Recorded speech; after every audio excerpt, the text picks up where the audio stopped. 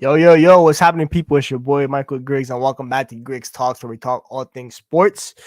And welcome back to another episode of Catch Up and Chill. Kind of just a show that I'll be doing. Probably I'll try to do it once every other couple weeks, and just kind of catch up with the latest news in football. Maybe we'll talk about, we'll venture into other sports as well. Not that I really want to talk about basketball right now, but it's been a busy couple days in football. The Euro squads are kind of getting churned out more and more and more. Especially today was obviously the England squad. Today was also the Portugal squad. The France squad came out a couple days ago, Netherlands squad, all that kind of stuff. So we'll be talking about that. United news, obviously, all that kind of stuff. And yeah, anything you guys want to ask in the comments, it's also kind of the Q&A. Any questions you have, I'll try my best to answer them. So yeah, make sure you like, share, subscribe as you roll in. I know Staffy just redirected to me. Big up the bro. We just finished Staffy Times Griggs. Hope you guys like that show. And yeah, obviously, big up Hassan Ali. Big up LC Aaron, always here. Big up AK. Big up my boy from my Mediterranean brother, TKA. Big up Z. And yeah, make sure y'all hit the like button. But yeah, let's start off with obviously the main topic in the title. We didn't talk about it on Staffy's channel, but we'll talk about it here. Toni Kroos retiring. Woke up to the news this morning when I opened Twitter. I saw it in my group chats as well. Toni Kroos is retiring after the Euros 2024. Yeah, man, one of the best midfielders of all time, in my opinion. I think other than Andrea Pirlo, I don't think there has been a better deep line playmaker in football history than Toni Kroos, at least that I've seen with my own two eyes. I don't know about the 90s. I don't know about the 80s. I wasn't there. But since 2010s, since Toni Kroos started playing a deep line playmaker towards the beginning of his Madrid career, I think Andrea Pirlo is the only player I've seen better than him from that position. Like Ali said, the one that got away, man. You know what? I'm happy he got away because United probably would have ruined his career. And Toni Kroos, level of talent, deserved much more than being stuck with that mid at United. He's an all-timer. He's one of the best midfielders of all time. Him and Modric, in my opinion, is my favorite midfield pairing of all time. Just an amazing, amazing player. And I'm happy that he's going out on top. One thing I hate about athletes is when they overstay their welcome and they overstay their career. We're seeing it with CR7 now. I think CR7 should have retired a couple years ago. Go out on top, man. Go out at the top of your game. Zinedine Zidane is probably the most famous example. Obviously, the way he went out and a little bit controversial with the headbutt, but in terms of ability and level of play, Zinedine Zidane retired as possibly the best player in the world in 2006 after the World Cup. Toni Kroos is most likely going to win a Champions League in a week's time, 10 days' time, against Borussia Dortmund and Euros at home in Germany. Germany, I think, one of the four favorites for the tournament. They might win a Euros, a tournament that he's never won. I think that's the last trophy that he's competed in and has not won.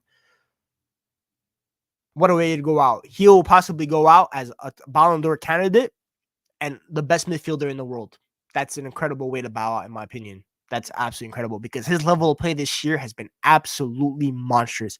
When you look at that Madrid team, obviously the likes of Vinny and Jude are taking all the limelight because they're the forwards. They've been getting the GA. But Toni Kroos' performance from midfield has been absolutely masterful. The long balls to Vinny, chef's kiss, bro. Perfect passes. Relationship with the midfielder, him and Luka, kind of the old men, kind of still keeping it the solidity in that midfield. You have all those young guys, Camavinga, Valverde, Tchouaméni. Yet when it comes to crunch time, it's Kroos and Luka still leading the charge. That's what it's all about, man. All timers. Players that age like fine wine. It's amazing for Toni Kroos, and it's gonna be sad to see him go. But like I said, it's great to see him go out on top. We're never ever seeing a midfielder as consistent as him, bro. One of the best passers of the ball of all time, man. There's not a pass in his locker that he don't have. It's absolutely fantastic. I read the stat that he does not have lower than a 92% passing accuracy for Real Madrid. That's absolutely sensational. And at Bayern, he didn't even start out as a deep line playmaker. That's why I mentioned deep line playmaker once he got to Madrid. At Bayern, he played as a 10. That's, bro, he was amazing then. That's absolutely amazing.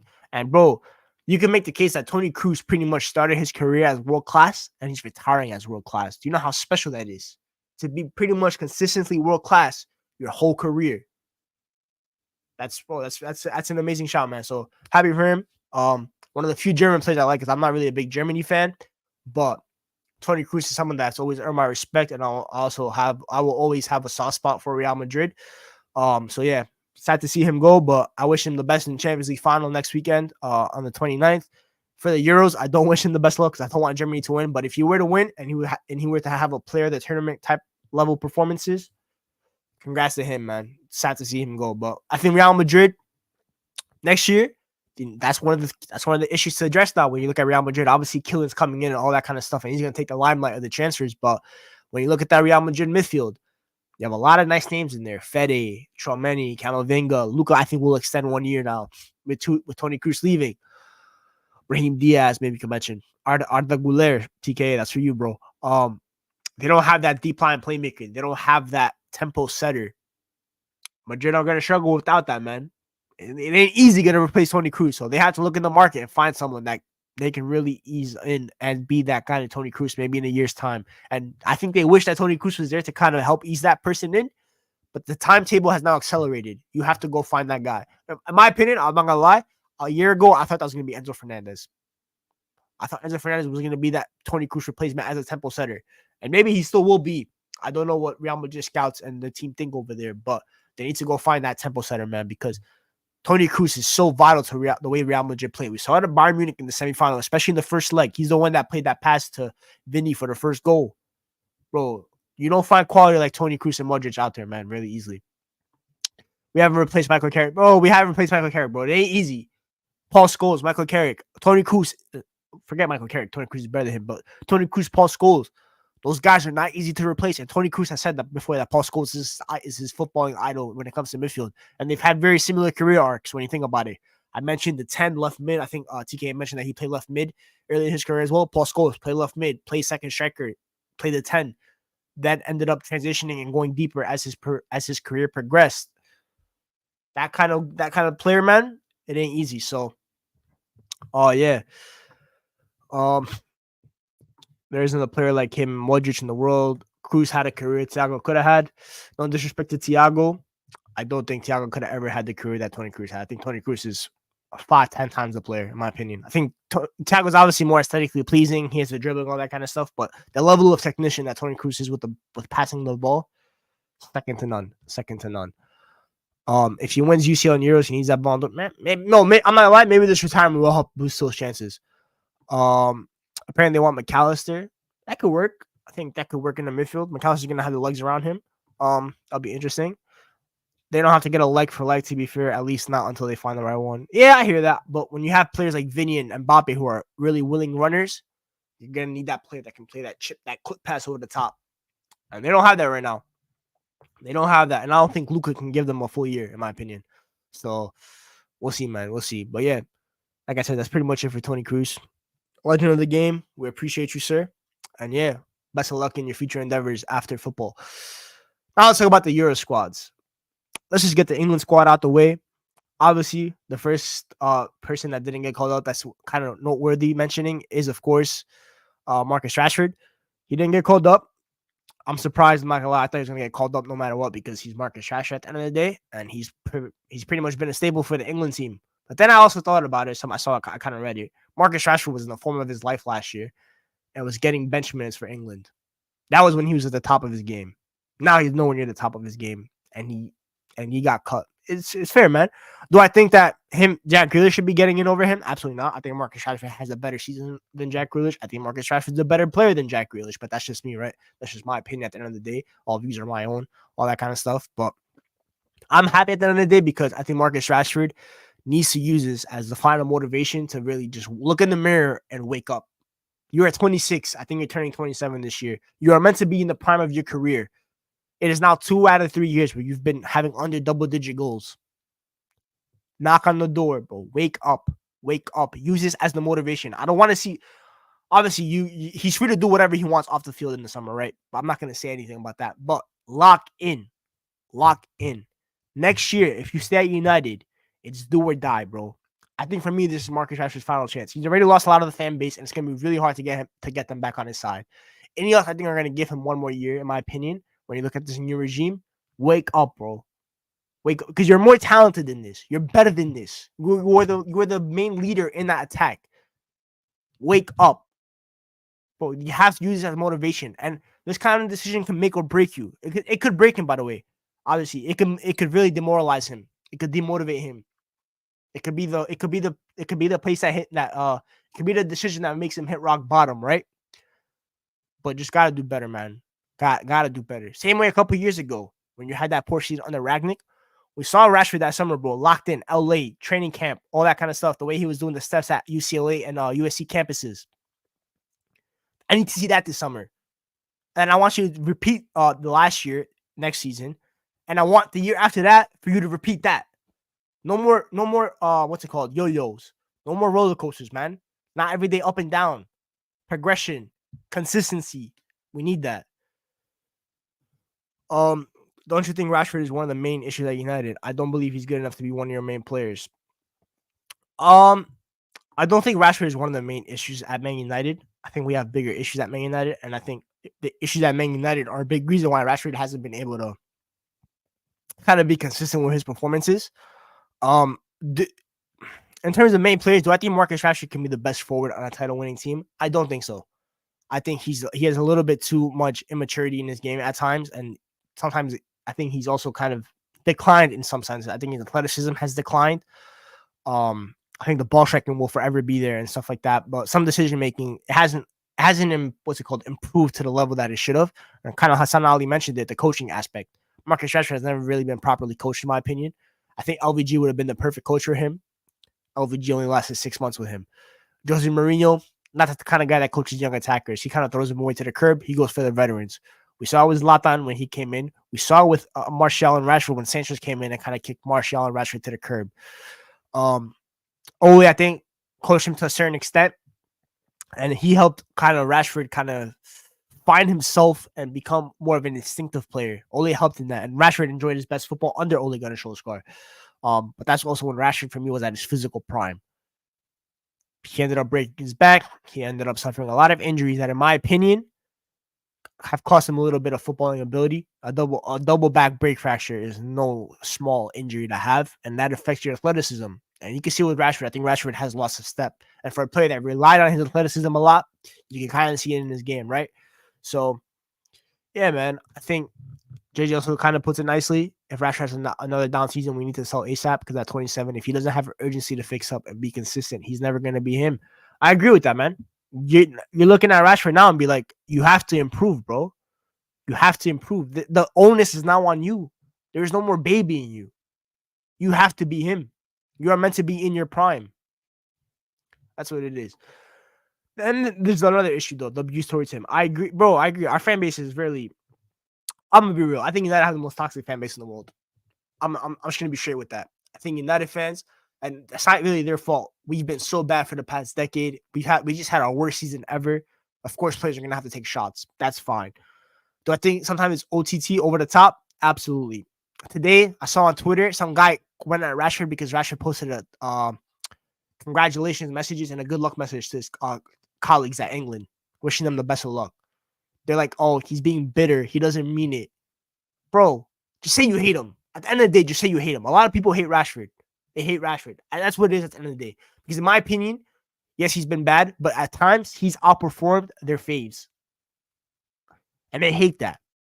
They hate that they didn't get the platform that Marcus Rashford got. That's what it is. So, at the end of the day, man, the media doesn't like him as much. The fans don't like him. Being hated by your own fans, by the way, in sports, I think has to be the worst feeling ever. Because those are the guys that you're meant to lean on. They're the ones that meant to lift you. And I'm going to use the basketball comparison with the New York Knicks. When the Knicks are good, you see what we do for our players. Jalen Brunson has been crowned as king in New York. The whole city adores him. Josh Hart, he's the heart and soul of New York. You're seeing it with him, how we feel about him. And he talked about it, how he feels like home. And even when the Knicks were bad and the player was playing good, you saw how Bobby Porter was getting MVP chance at my arena, bro. Michael Beasley was getting MVP chance at the Garden. That's a fan base that will uplift you. If you believe in them, if you respect them, that kind of stuff, they'll lift you. And I look at United fans and Marcus Rashford, who people hate when I say this, but he is Manchester born and bred. Your academy graduates in some sort of way are meant to get more sympathy for you, right? Because at the end of the day, the academy is the heart and soul of Manchester United. That's what we're all about, right? Class of 92, the record of the academy graduate being in every match day squad for the past century. That's what it's all about, in my opinion. And this guy, at the end of the day, from his fan base, has gotten a lot of abuse, criticism, whatever it is. He's faced the brunt of it. And part of it is because he's the face of the franchise now, which you're going to have to take a lot of responsibility. And sometimes he doesn't help himself with some of what he says, right? Sometimes it's best to kind of just keep quiet and just let the fools talk and talk and talk and talk. Sometimes it's best to stay silent. And I know he talked with the player tribune, and I have no issue with end up talking, right? When someone talks about you, you have every right to respond back. That's freedom of speech, right? So it is what it is. But I think for me, Marcus Rashford that's why I've always said it's time for him. If it's time for him to move on, I have no issue, man. It's best for a clean break. I don't think he'll ever get the respect and a lot of the adoration of the fans that he used to have maybe when he was 19, 20 years old. It's been a long time, man. And when people look at Marcus Rashford as United fans and you look at the squad, it's synonymous with failure. That's what it is. The number 10 jersey, Hassan Ali, he's wearing Rooney's shirt, and it is too heavy. And one thing I'll say about players like Rashford and Bruno, they get a lot of criticism. But Onana talked about it in his interview with Gary Neville on the overlap. That United shirt is heavy. And if you perform in that United shirt, post-Fergie era, despite all that's going on around you, I have more profound respect for you. Because despite all that's going on around, you still perform. And I look at players like Bruno. I look at players like Rashford. I look at players like Martial, who's faced a bunch of abuse and criticism as well, right? Sometimes even more than Marcus Rashford, especially from the media because he's not English. Jamie Carragher pretty much went out and said that Martial don't care about Manchester United. If there's one thing that you can never criticize Anthony Martial on, it's about his passion for United. The guy absolutely adores the football club. He's been here since he was 18. Obviously, there's going to be some sort of love for the club, right? When you've been at a place for 10 years. Rashford stepped up. Pogba. All them guys. They've stepped up post-Fergie. They've been the shining lights. In the light that's so dark, they've been the few bright sparks. And for me, they deserve more than that, man. They deserve more than what they've gotten. I looked at that fan after that Newcastle game that was shouting at Rashford. Bro, grow up, bro. And that's why still, obviously, if you guys have watched the NBA, I'm sure you've heard of Malice of the Palace. And I'm not condoning violence and stuff like that. But, bro, there's times where players really deserve and should have the right to swing at fans. Because some fans think they can get away with a lot of talking. At the end of the day, bro, if you were on the street and you saw that athlete, you were not saying that to his face. Because he on the street, you ain't on the football pitch no more. They're gonna swing at you. And I promise you, if Rashford's face to face with you, we saw that guy, bro. He shut up. The moment Rashford got face to face with him, he didn't have that same chat. He didn't have that same desire to talk his shit. So yeah, man. Don't talk when you can't back it up, bro. If you're gonna chat, what do they always say? If you're gonna talk the talk, you better walk the walk. And a lot of these fans from United ain't gonna be able to walk the walk when it comes to that. I saw Rance's comments on Mandem talk about that, and I agree with him. At the end of the day, bro, when someone mentions your name, you have the right to respond to them. And we saw when Rashford walked over there how quick that guy shut up. His mouth wasn't working no more. So yeah, that's it on Marcus Rashford, man.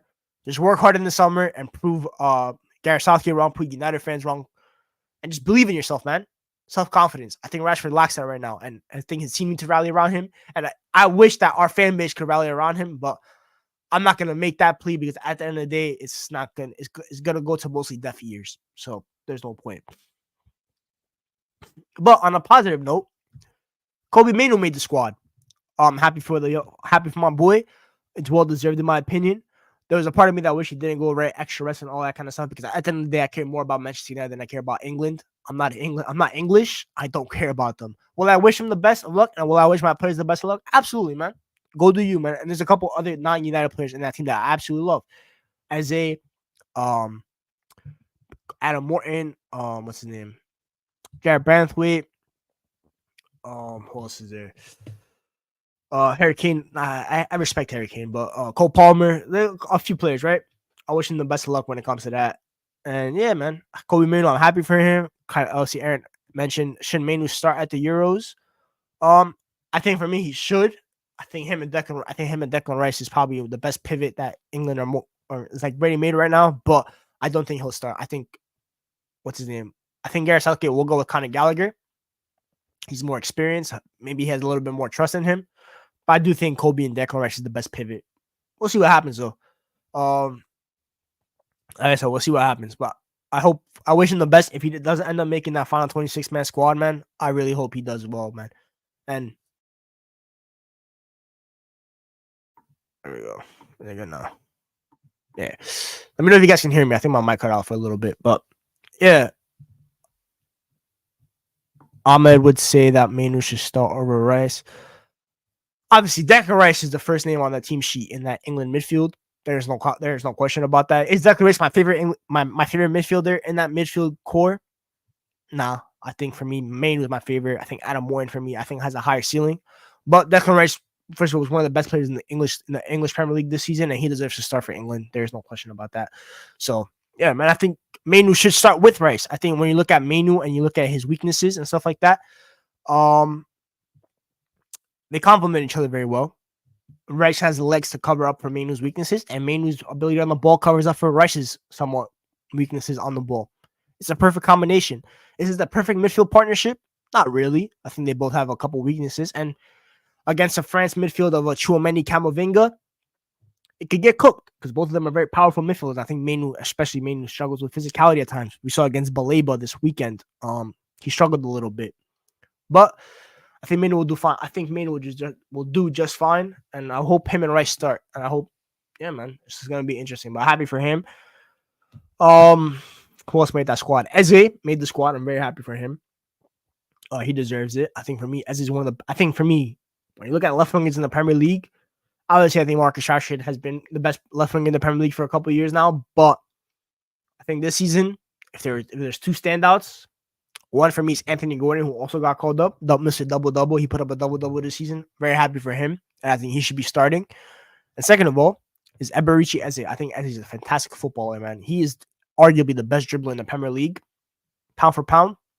Amazing footballer, man. He absolutely deserved it.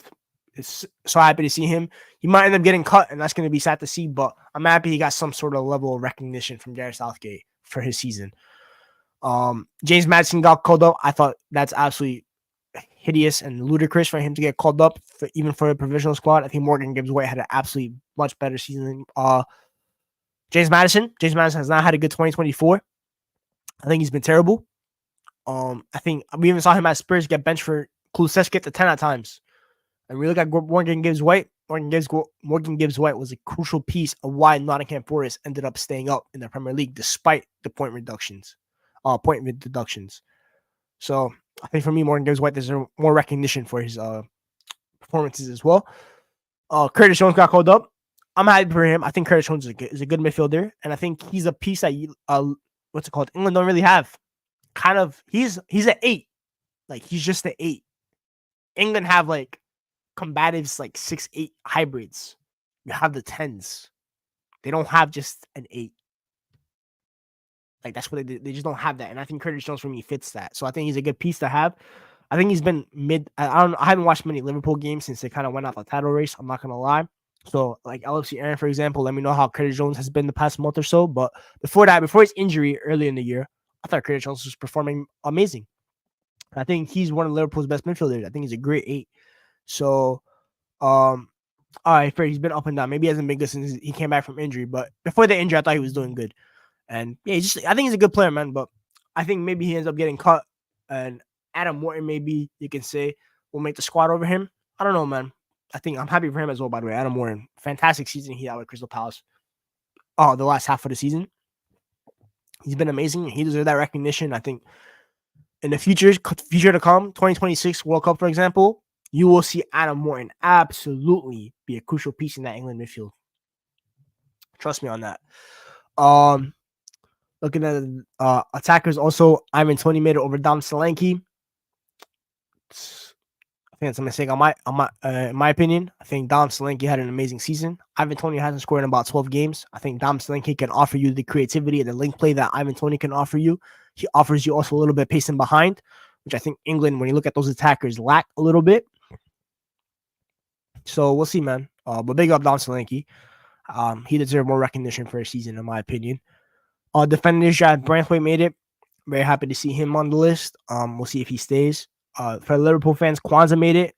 It's good recognition for the kid. I think he had a good spell for Liverpool, stepping in for Konate and Matip. So it's good for him. He'll probably end up getting cut, but at the end of the day, his name has been seen and has been recognized. That's what you want. Yeah, bro. Toni pretty much missed half the season, man. and he hasn't been the best when he came back from his suspension, in my opinion. So we'll see, right? Goalkeepers that no one cares about. Maguire made it, Stones made it, Walker made it. Obviously, no Reece James, but he didn't play most of the season, so did he deserve to? No. And then obviously Luke Shaw, the other United player. Um, some United fans are mad and thinking that Luke Shaw kind of ducked playing for United to play for the Euros. Gareth Southgate said that he's still injured and that he might not, he probably will not even end up making it. He just got the provisional spot because of the respect and that he's earned within the English game and how good he's been for England the past few years. And at the end of the day, he's still their number one left back. So if they think they can make him fit and that he can play, they'll try their absolute best. And if he doesn't, he doesn't, right? Well, I think he's still injured. And United season ends on Sunday, right? Or on Saturday. There's still 4 weeks till the Euro start. Or I think 3 weeks. He'll have a race to it. We'll see what happens. I don't think he'll end up being fit for it. And I think maybe England could have called up an Alfred Dowdy or Leif Davis. But at the end of the day, you don't expect Gareth Southgate to call up a Luton left back or an Ipswich left back. He has it. And then obviously Jack Grealish also made it. I think for me that's a tragedy. I think for me that's a travesty. I think it's I just don't think he deserves to make it. I don't think he's had a good year. I really don't. I really, really don't think he deserves to make it. I don't see what Jack Grealish did this year that makes him warrant an England spot. He has 3 goals and assists the whole year. Is he more of a player than that? Doesn't really reflect by his GA? Absolutely. But even performances, I think he gave you maybe a good 3-week spell. Other than that, what did he give you, man? So that's just me. That's just me. And obviously the Portugal squad came out as well. Not really any snubs from that list. I think the names are pretty much self-explanatory. You have your goalkeepers, which is Diego Costa, Jose Sa, Rui Patricio. In the defense, obviously Pepe made it. OG, 41-year-old. Ruben Diaz obviously made it. Dalo made it. He'll probably be their starting right back. Cancelo made it. Nuno Mendes made it. Gonçalo Inacio made it. Antonio Silva, the young center backs for Portugal for the future. Midfield, Bruno, obviously staple. João Neves, the 18-year-old from Benfica, happy to see him make it. Vitinha made it. Palinha made it. I think Otavio made it. And Ruben Neves, who plays in Saudi now, also made it. Maybe there's a couple misses from there. Bro, Callum Hudson-Odoi had a better season than Jack Grealish. No joke. Callum Hudson-Odoi had a better season than Jack Grealish. I'm not even joking. Sancho, you could even argue, had a better season than Jack Grealish. But Southgate doesn't like Sancho and never will. Back to the Portugal team though. I think that's pretty much. Daniel Pereira also made it, but no one cares about him. Forwards: Gonçalo Ramos, Cristiano Ronaldo, Rafael Leao, Bernardo Silva, Diego Jota. Who else? I think that's pretty much it. They have a good team, man. I think Portugal, for me, are the third favorites. I think I have them between third or fourth. They're a good team. I do think they're missing that striker. I don't think Cristiano Ronaldo is good enough to lead the line for them. But at the end of the day, we'll see what happens, right? We'll see what happens. He might end up making it. He might not. He might end up starting. He might not. Roberto Martinez may go with Gonçalo Ramos, but I think Ronaldo will start, and we'll see where their ceiling is with that. The France squad came out last week. I'm not gonna lie, I thought it was mid. For a country that is known to have the most talent in football right now, I looked at that team. I looked at the defense. I don't like their fullbacks other than Teo. I think Teo's fantastic. I don't like the right backs. No Malo Gusto. I'm already not a fan. I look at the center backs. Saliba has never been the best in a France jersey. Konate has been okay in a France jersey. Upamecano has been somewhat decent in a France jersey. No leadership though. Very young center backs. I look at the midfield. Fantastic. Camavinga, Chouameni, Griezmann, Kanté, Fofana. Amazing all around. Zaire Emery, big up the boy.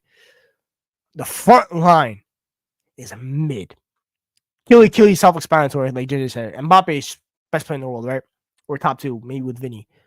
Striker, you have Giroud, who has been a corpse this season from AC Milan. You have Marcus Thuram, who I think for me is a second striker and needs to play in a front 2, not a front 3. You have Kolo Muani, who has been mid for PSG and at times has had to play left wing, and Mbappe goes as striker, which has the ability to lead the line. You have Dembele, who's really hit or miss. And the last time I saw him in a France jersey, I saw him be the worst player on the pitch in a World Cup final. Barcola's still very young. I look at like, where is Michael Olise? Where is Michael Olise? I think for me, Michael Olise deserves to be in that team. I really do. You can even make the case that Mateta deserves to be part of that team, bro.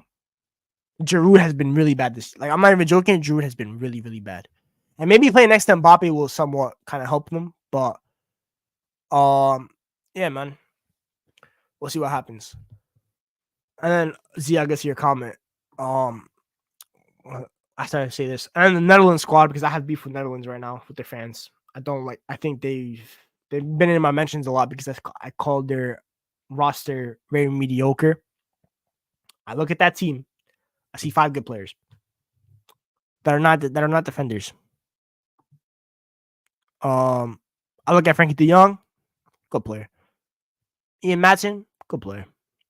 Xavi Simons, exceptional player. Cooper Myers, my boy. I didn't even get called up. No, hold on 1 second. Let me see that. Look at the Netherlands squad. By the way, Joshua Zirkzee did not get called up. Disgrace. It's an absolute disgrace.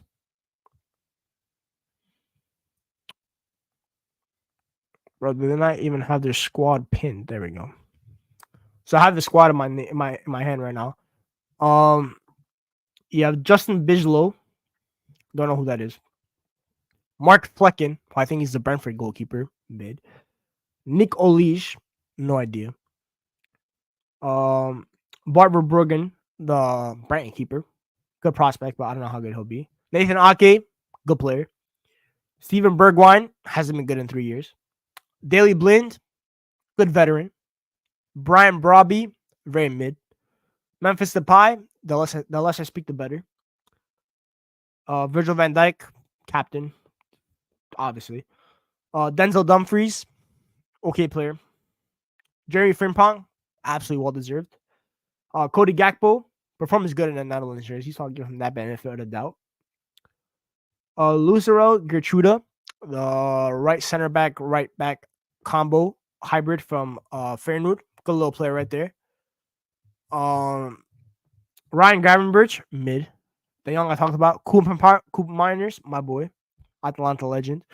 Matthijs de Ligt, okay. Ian Matson, happy for him, well deserved. Daniel Malin, very mid in my opinion. Tijani Reinders, whatever you want to say it. I think he's okay. Martin de Roon is missing. He got injured. Jordi Shuten, no idea who that is. Xavi Simons, the boy, CK's twin, absolutely well deserved, the best player on the team after Van Dijk. Quentin Timber, Jurgen Timber's brother. I think he's had a good season for Feyenoord, so happy for him. Joey Veerman, I think had a fantastic season for PSV, so fair play. Mickey Van de Ven, a great player. Stefan De Vrij, he's like 45. Weghorst, anyway. Wijnaldum, I think he plays in Saudi now. That's mid.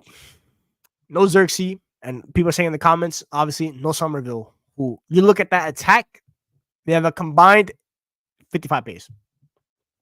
Where is the defense getting stretched from? Pause. That's mid, man. But anyway, they're in the tough group. We'll see what happens. Z Gold.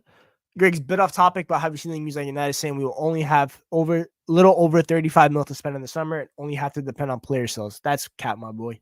That's cap. Don't worry about that. We have money to spend, and we will spend money. And if we don't finish in Europe, we even have more money to spend because of some FFP stuff with like the revenue cap or something like that. Because we're going to get less revenue if we don't make Europe. So we have more money to spend in terms of cap. It's very weird. Football economics are very, very difficult. That's why I never really care about them because I'm not an economic major. I think United will have money to spend and stuff like that. So yeah, we'll see what happens with that.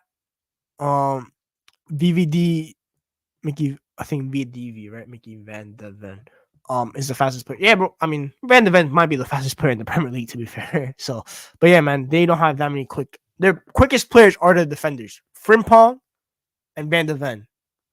I'm not even gonna lie, bro. Might as well throw Frimpong up top. No joke, like no joke. But yeah, That's pretty much when it comes to Euro talk. Now, since we are United fans, I'm a United fan. Might as well talk a little bit about United. FA Cup this weekend. I don't know what's gonna happen.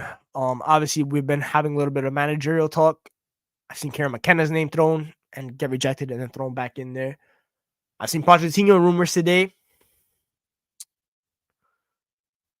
I don't know, man. I really don't know where United are gonna go with this managerial thing.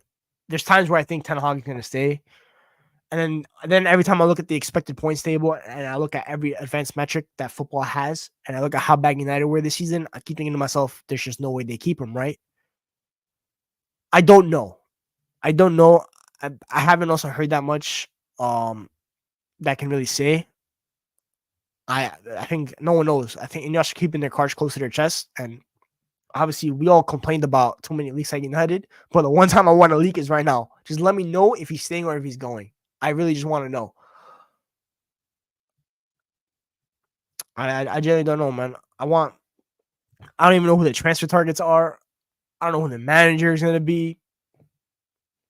I don't know what competition we're gonna be in, or if we're not gonna be in any competitions, bar Premier League and domestic cups.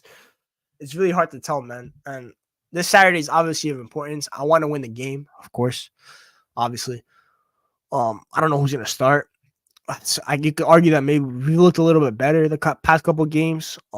Obviously I didn't do a post match reaction because I was out all weekend. Hoyland looks better now. He's back. He's 2-2 now, and every time Hoyland gets on a run, he scores. So maybe he has something loaded for City this Sunday. Ahmad's looked amazing, but Ahmad might get benched for the final. He might go Rashford, Hoyland, Garnacho.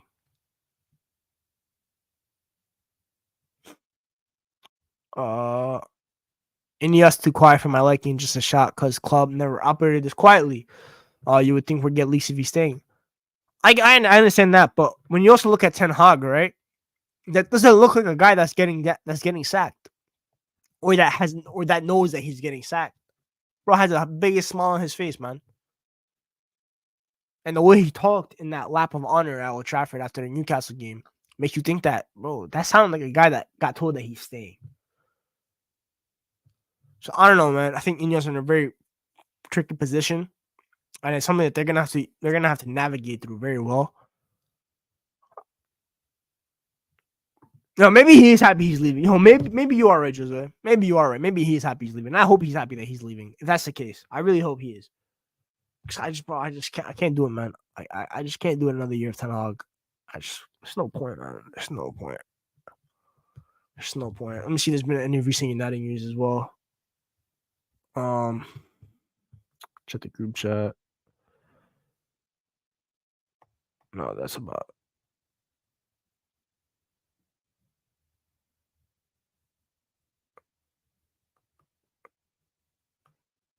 Oh, did the report come from Chris Wheeler about the 35 million? Give it up, bro. United run this this pump fake every year that we have no money to spend, and we spend 170 mil before sales. They got to give it up, bro. You seen the reports from Italy regarding the Zerbi? I've heard that someone has triggered his release clause. I hope AC Milan get him. I think he's a Milan fan from what I remember. I think that'd be a good move for them. I don't think he's staying Prem though. I think that's for sure. I don't think Ten Hag cared either way. The project is sinking. Maybe I don't know, man. So, what's it called? Acceptance of reality with Ten Hag is a very tricky slope, in my opinion. So we'll see. But yeah, just keep throwing any questions that you guys have in the chat.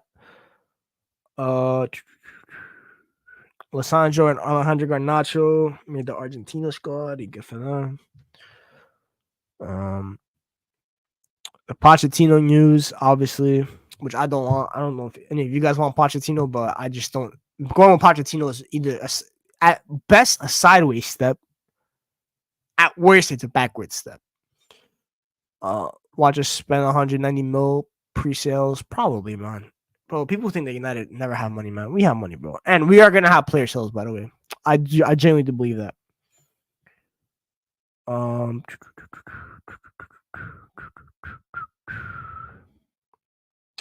Damn, these Toni Kroos retirement posts hit him, man.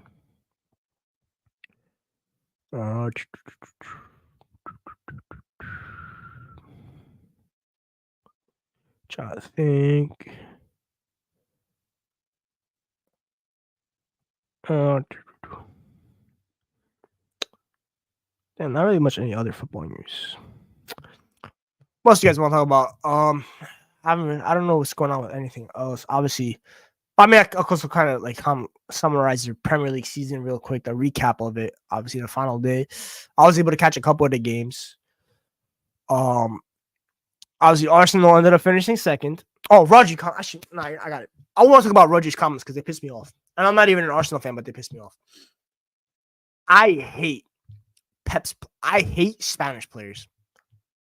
I really, really, really, really, really, really, really, really, really despise Spanish players, especially ones that have Pepism stuck in their brains.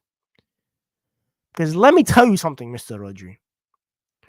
He basically said that Arsenal did not try to win the Premier League. Could you argue that against City they try to play for the point? Absolutely. There is no issue with that. A point at the Etihad late in the season is a good point. And that is not the reason why Arsenal lost the Premier League. Arsenal lost the Premier League because at the beginning of the season, Arteta, experimented too much. He had a working game plan from last year that he needed to tinker with just a little bit to continue. And he went a little bit overboard. He had his own Pep bald moment.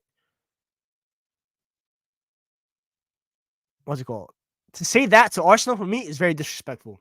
Is absolutely disrespectful. And this is the same guy that after every match he loses, the first thing he complains about is the way the other team played and that they didn't play, that their play style did not reflect a winning play style. Who are you to tell them what the winning play style is? You are not a coach, first of all.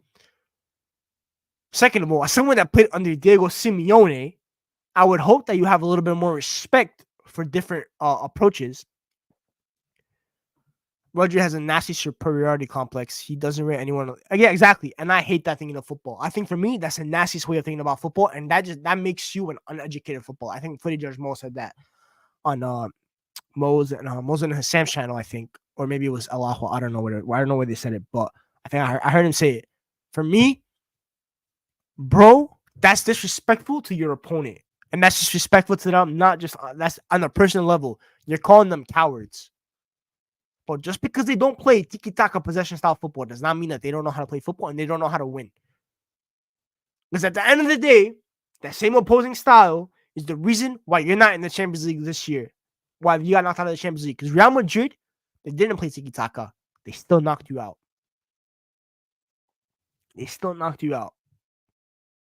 Pep way is not the only way to play football. It is not. And Pep will also say that sometimes.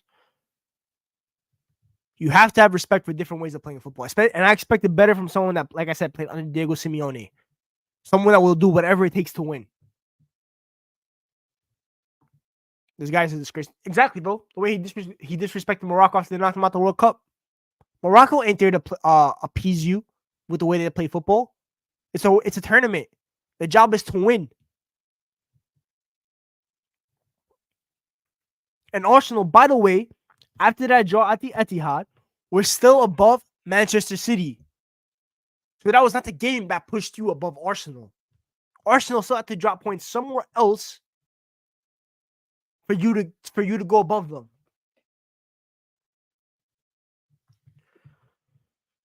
For me, it's a bad way of thinking, man. And then, by the way, Manchester City played for a draw at Anfield. Liverpool were the one that took the game to them. Pep went long ball against Liverpool in the second half because they couldn't escape the Liverpool press. So you didn't stick to your principles then.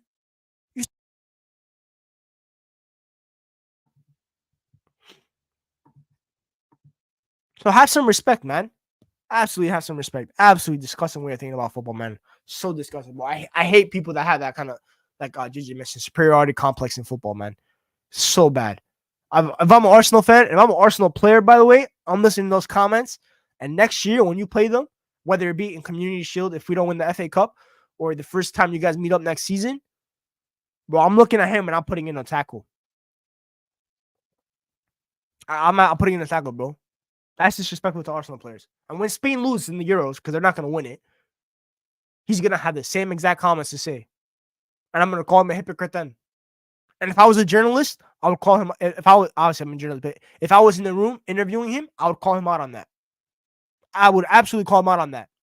Why is your way of playing football the only way that football should be played? Then it's a dead sport. If you could only play football one way, then it's not a sport to be watching. That's the beauty of sports. It's a different variations. And that's why I always said the Premier League is so boring, man. Because he's got a lot of teams think like him. They think the only way to play is the Pep way. There's no variation.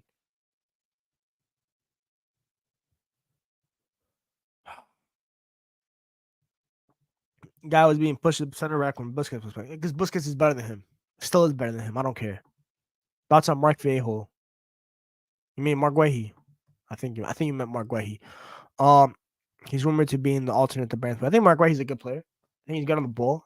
I worry a little bit about his height. I'm not gonna lie. I think he's like 5'11". I want a commanding center back at Manchester United personally. I look at all the other teams and how good they've been, especially the top teams. You need that commanding center back.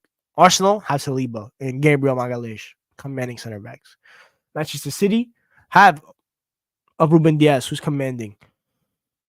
John Stones, even Guardiola on the left. I think United could do better than Guehi, in my opinion.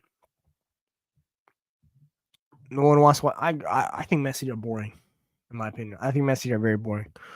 I haven't been moved by Man City stylistically since Centurions and 18-19 team. I think they're very boring. And then by the way, it's been really conductive to them winning.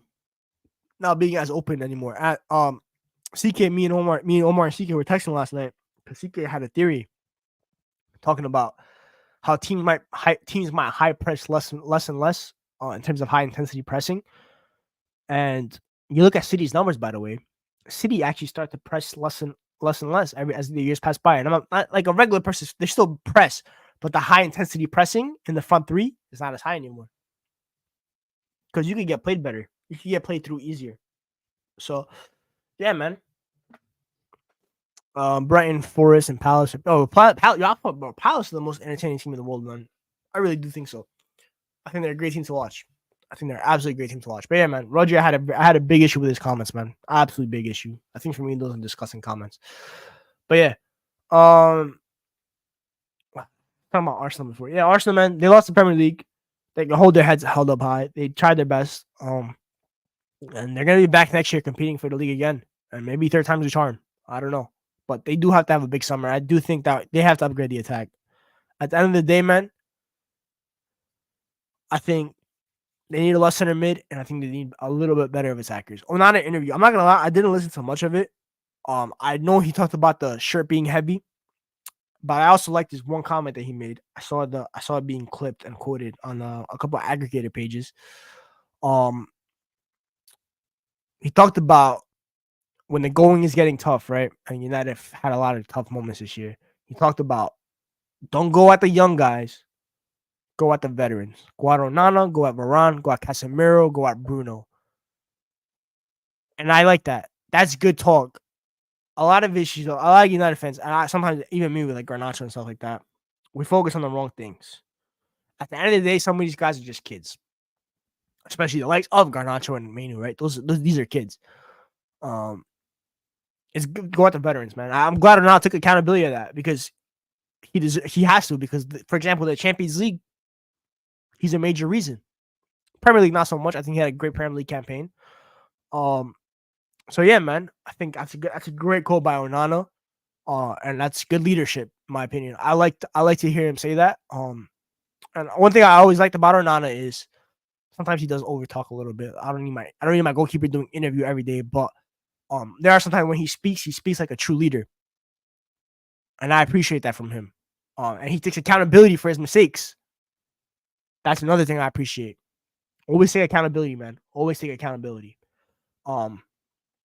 We forget, I think we're used to world-class players and measuring them. Absolutely. And don't think he listens. That's the one I agree with you, Safi. Sometimes he doesn't use a WWE promo. But with I do like this though.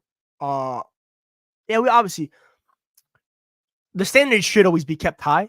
The moment we lower our standards, sometimes is bad, and sometimes I do think we need to lower our standards. For example, I think next year, for example, I think the standards should be a little bit lowered. If you expect United to compete for the Prem next year, you're living in an alternate universe. And maybe in that alternate universe, United are competing for the Premier League. But on this earth, in this current day, Manchester United are nowhere near competing for a Premier League title. Should the players believe that? No. They should believe that they could win the Premier League. But as fans, we have to be a little bit more realistic. And we are not ready for that level. So, yeah, from that perspective, I hear. And we do sometimes overrate players, and we sometimes put too much pressure on players. So, yeah, I agree with that. You said it took 6 months to feel comfortable. And yeah, to be fair, I think me and Temi disagree one time about how heavy the goalkeeper shirt is at Man United. And I think Onana kind of agreed with him, which is fair enough, to be fair. Maybe I was wrong. I apologize. Yeah, man. I said it, bro. The pressure of the shirt is very, very heavy. And that's why when players perform in the shirt, despite how toxic it is around the club and stuff like that, I have more profound respect for them. I mentioned that about Rashford, Martial, Pogba, Bruno, and whatever other player, Zlatan. I think Zlatan was the one player since post Fergie where the shirt was not too big for him. I think he's the one player. I heard Said say something crazy today. He said he thinks United will struggle to get top 6 next season. Do you agree, Griggs? Well, first of all, I don't know who the coach is going to be. If Ten Hag is the coach of Manchester United, I could see United struggling to get top 6. I could. If United get Thomas Tuchel, I think United can finish top 6. Because when you look at the team, okay, so City and Arsenal are top 2 confirmed. Get them out the way. So that leaves you with Liverpool, Villa, Spurs, Chelsea, Newcastle are the teams that finished above us, right? I think Liverpool, and they're having a new coach, and they might struggle. I don't know what's gonna happen with Liverpool, but I think they kept enough. They're gonna keep enough of the key core players to be good enough, and I think they're levels ahead of us right now. So they're gonna finish above us. I think Villa might struggle. We'll see what they do with Champions League football, how they adjust. We'll see. And I also think Villa towards the end of 2024 the whole 2024 were not as good. I think in the beginning of the year they were just much, much better. So we'll see. I think they might fall off a little bit. We'll also see. I also want to see how they recruit. So it's up for the air with them. Spurs, I want to see how Ange approaches the second season. Is he going to still be tactically naive? Will he approach the games different? We'll see. I think they're still up in the air, but a good summer from Spurs can really differentiate us and them. I think Chelsea and Newcastle might be better than us. I think Chelsea will definitely be better than us next year. They have a better squad. I think Newcastle might be better than us next year. I look at their squad and how they keep improving it. It could get tough, bro. Yesterday, I saw them linked to Pedro Neto. A front three of Anthony Gordon, Alexander Isak, and Pedro Neto. I'm a mother that's top 3 in the world. Bro, that's top 3 in the world. That's dead ass top 3 attacks in the world. That is a lethal attack. That is lethal.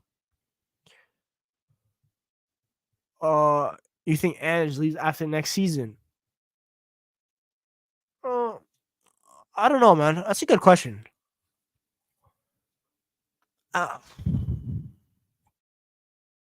I think Spurs have a lot of stuff to convince him of. So we'll see. I do think I think he loves Spurs. I think he wants to succeed here. But at the end of the day, man, if the two plans don't align, and if Daniel Levy does Daniel Levy stuff and self-sabotages, who knows, man? Who knows? But you think Newcastle have a better squad? They have better attacking depth than us. Midfield depth is when Tonali comes back is still very, very solid. Defending depth, I think we have better defending depth, and we'll see what they get. I think it's up to them, man. I think Newcastle have a couple good players, and we'll see how they keep recruiting. Um,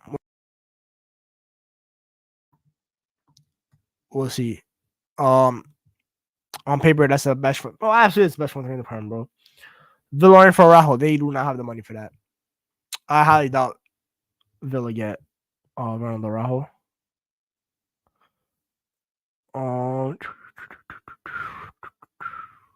Bro, every time I read stuff about Endrick, I cringe. I really do. Um,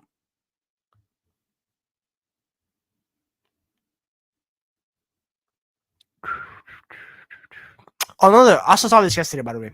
Vincent Company is the favorite for the Bayern job.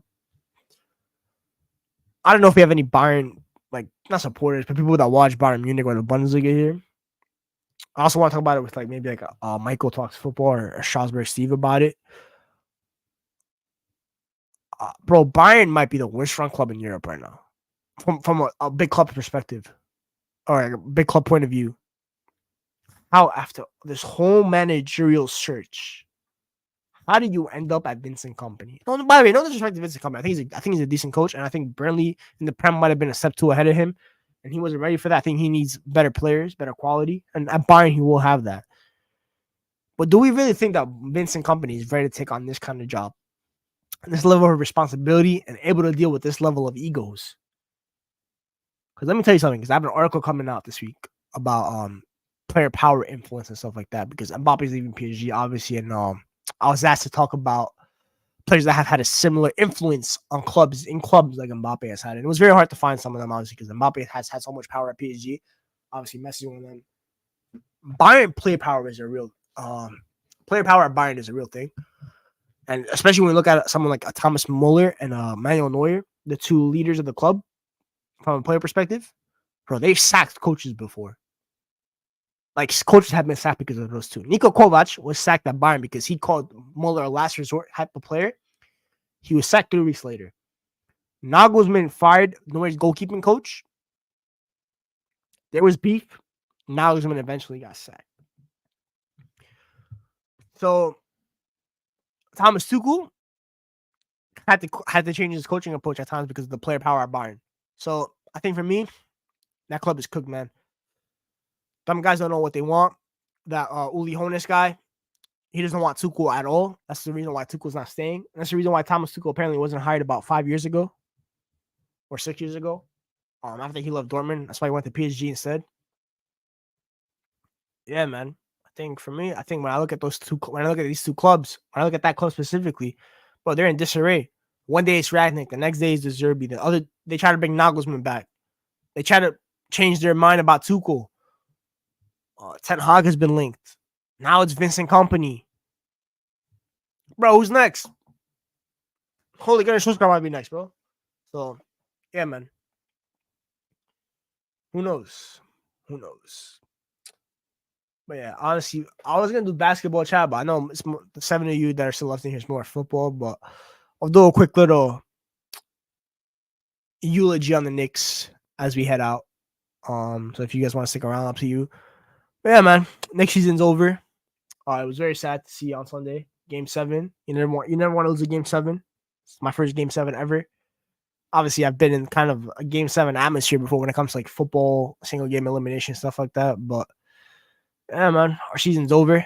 And it was very hard to see. But at the end of the day, the one thing as a fan you should always feel about your team and that you hope that they make you feel is that they make you feel proud. And the New York Knicks at the end of the day this year made me feel proud. And I have an article coming out about them this week. Make sure you guys follow me on Twitter at Michael_Griggs26 to check that out. About how they restored the belief in the city of New York.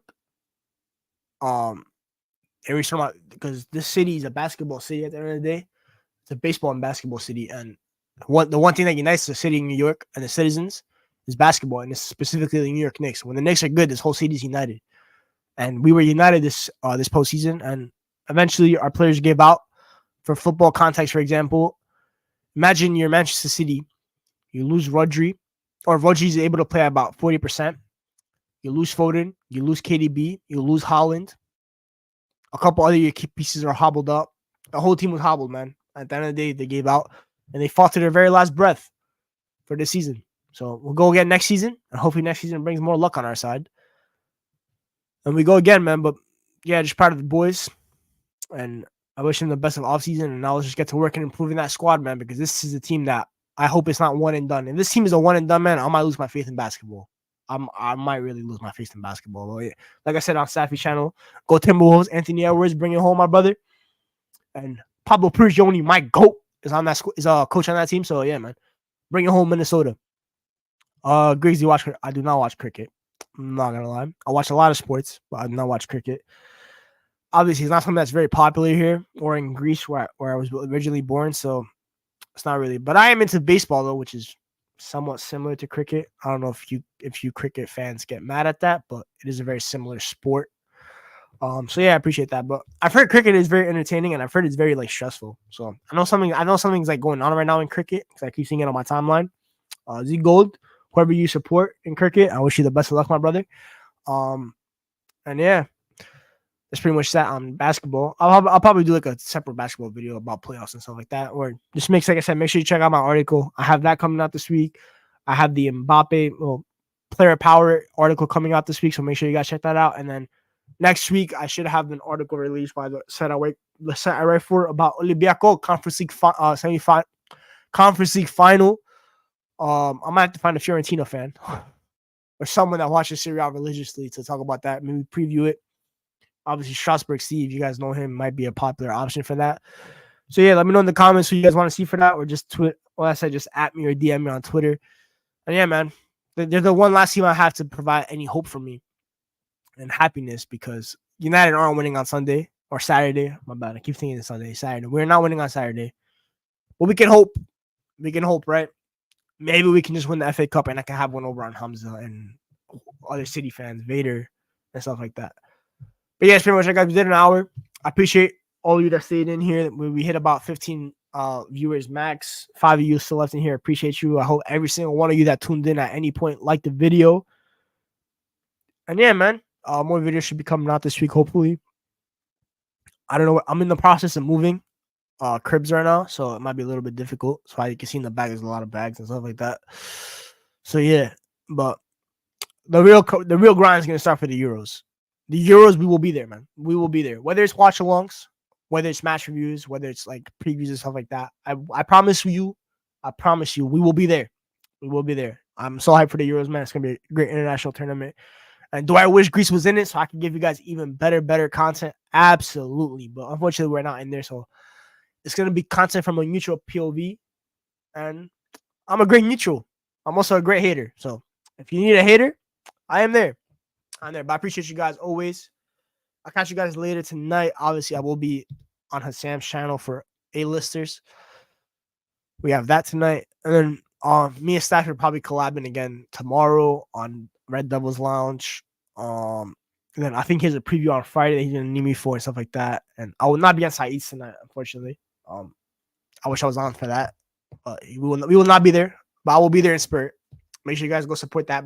Make sure you guys go support Saeed if you haven't subscribed to him already. If you haven't, I don't know what you're doing, right? So yeah, appreciate you guys. I'll catch y'all later. Peace.